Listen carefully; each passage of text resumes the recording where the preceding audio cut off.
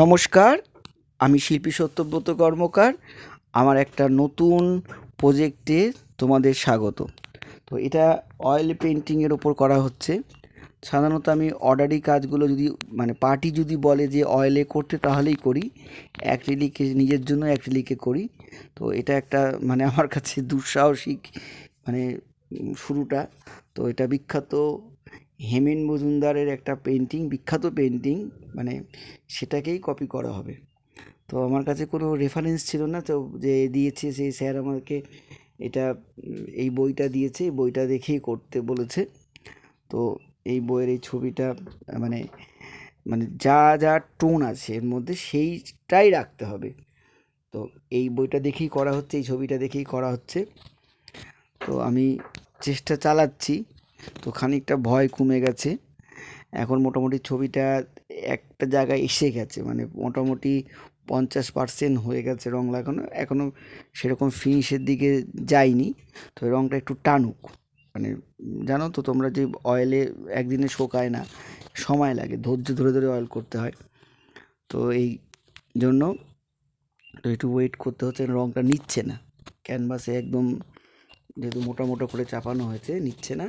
তো এটা একটু সময় নেবে, এটা একটু টানতে হবে। তো চেষ্টা করছিলাম। তো আজ দরকার নেই, আজকে এমনিতেও বৃষ্টি হচ্ছে খুব। তো এই যে কাজটা আমাকে দিয়েছে তার প্রতি সবচেয়ে বেশি কৃতজ্ঞ, যে এমন একজন মহান শিল্পীর কাজ অনুকরণ করতে পেরে। তো আমি খুব আনন্দিত, মানে মনের দিক থেকে আমি খুব খুশি, আপ্লুত হয়েছি।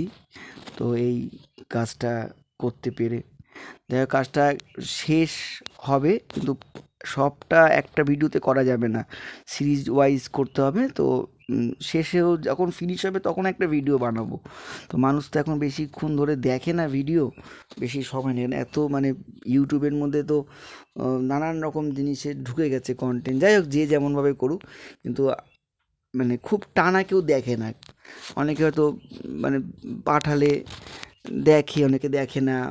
যাই হোক, আমার এটা ভিডিও করাটা উদ্দেশ্য না, উদ্দেশ্য আমার ছবি আঁকা। তো আমার ভালো লাগে। তো সবাই তো আর এটা তো আর কোনো এক্সিবিশন হবে না।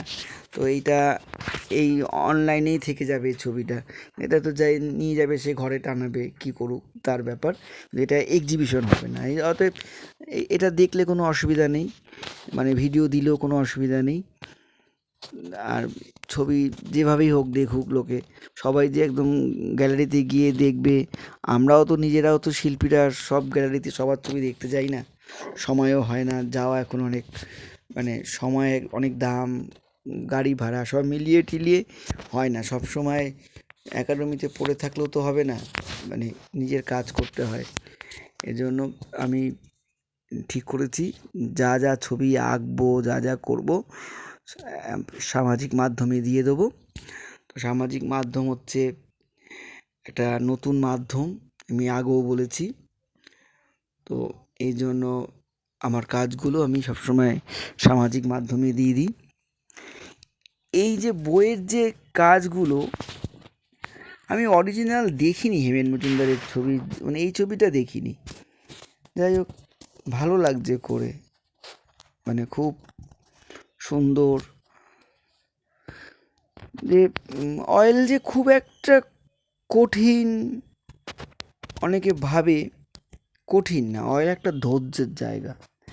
আর অয়েল পেন্টিং হচ্ছে ধৈর্য ধরতে হবে, খুব ধীরে ধীরে করতে হবে, তাড়াহুড়োর কিছু জায়গা নেই। ড্রয়িংটাকে ঠিক করতে হবে, বেশ ড্রয়িংটা ঠিক থাকলেই অয়েলটা আস্তে আস্তে আস্তে আস্তে লাগানো যাবে। তো খুব ব্যয় সাপেক্ষ ঠিকই, কিন্তু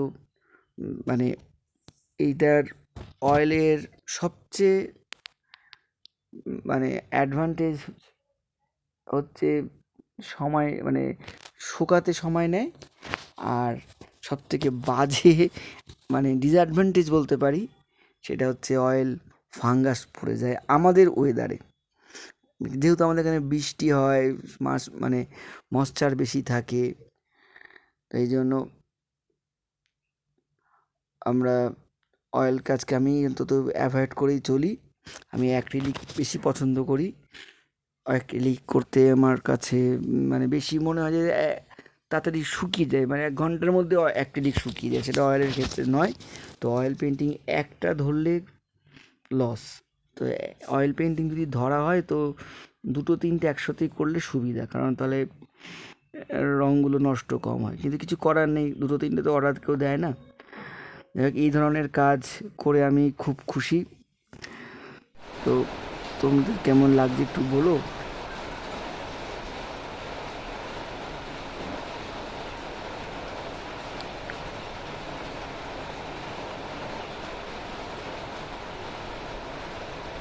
মন দিয়ে করলে সবই করা যায়, এমন কোনো কিছুই না। আর ছবি আঁকাটা সাধনা, নিজেকে ধীর স্থির রাখতে হবে।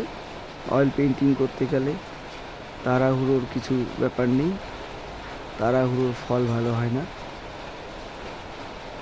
তো যিনি আমাকে কাজটা দিয়েছে আমি তার কাছে কৃতজ্ঞ।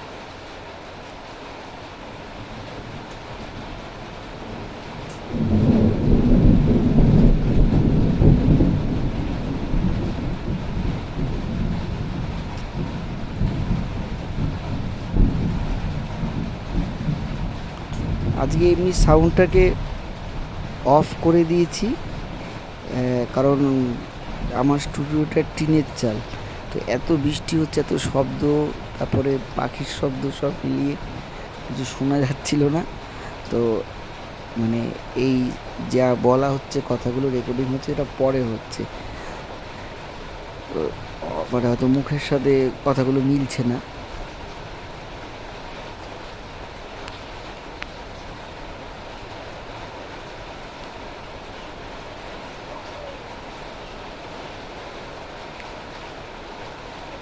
আমার একটা অয়েল পেন্টিংয়ের পোর্ট্রেট আছে লন্ডনের পার্লামেন্টের মেম্বার, তার করেছিলাম, মানে শিখ সম্প্রদায়ের, সেটা রয়েছে।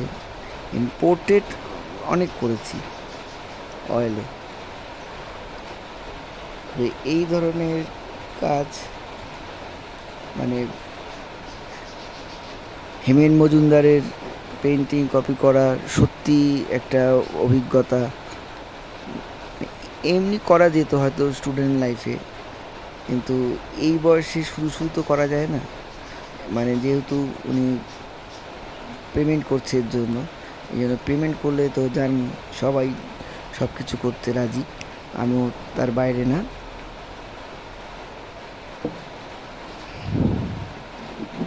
তো এই যে পেন্টিংটা দেখাচ্ছি এখনো কিন্তু, এই এখন দেখাচ্ছি, এটা কিন্তু ফিনিশ না, এটা কিন্তু ফিনিশ নয়, মানে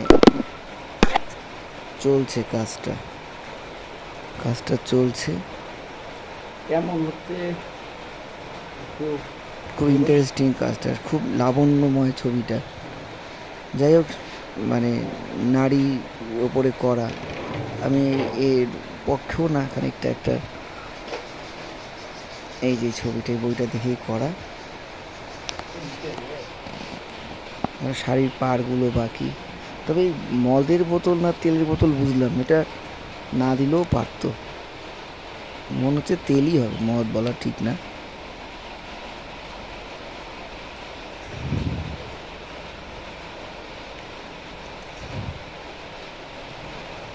এখন কোন কনসেপ্টে করেছে জানি না। তো ধন্যবাদ ভিডিও দেখ